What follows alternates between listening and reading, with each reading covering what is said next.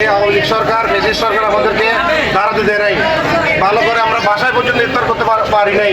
পবিত্র মাহে রমজান উপলক্ষে চট্টগ্রাম ৮ নং পিলখানা ইউনিট যুবদলের উদ্যোগে দোয়া ও ইফতার মাহফিল অনুষ্ঠিত হয়েছে।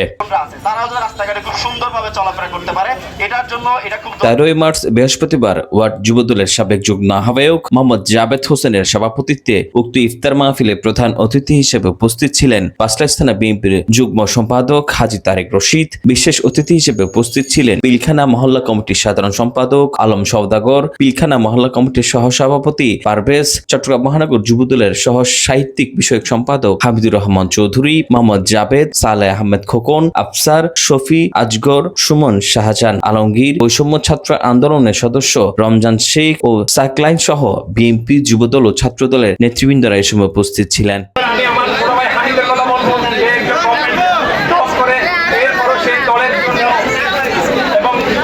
দেশের জন্য যতটুকু করছে তার অবদান আমরা সব দবারে স্মরণ করবো। সেই দুইবার জেল কেটেছে, আর বিশেষ করে আমার ভাতিজা যাবেন সেই ঢাকায় গিয়ে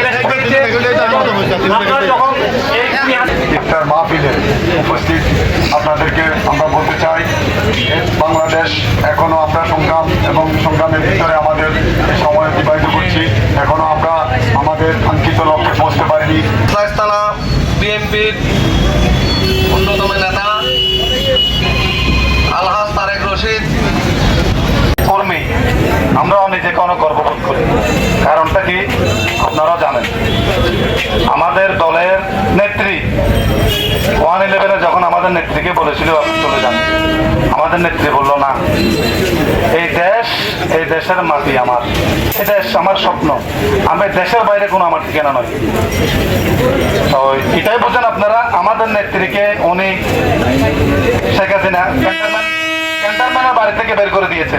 কিভাবে করে দিয়েছে সেটা আপনারা ভিডিওতে দেখেছেন। বিগত 16-17 বছর আমরা এখানে দাঁড়াই কোনোদিন ইফতারি মাহফিল করতে পারি নাই।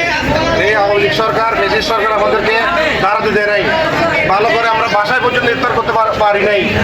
তাদের যন্ত্রণায়, পুলিশের যন্ত্রণায়, আওয়ামী লীগের যন্ত্রণায় আর আমাদেরকে মানে এমন নাজেহাল করছে বলার মতন না। আজকে আল্লাহর কাছে শুকরিয়া আদায় করছি যে আমরা বিগত 17 বছর পর আমরা এলাকার মানুষ, এলাকার সমাজের মহল্লা কমিটির সবাইকে নিয়ে একসাথে ইফতার করতে পারতেছি, এটাই আমরা আনন্দিত। পরে দেশ ও জাতির কল্যাণ কামনায় বিশেষ দোয়া ও ইফতারের মধ্য দিয়ে সমাপ্তি হয়। তো এই ধরনের যে একটা অপকর্ম। Desk report 24 Chittagong.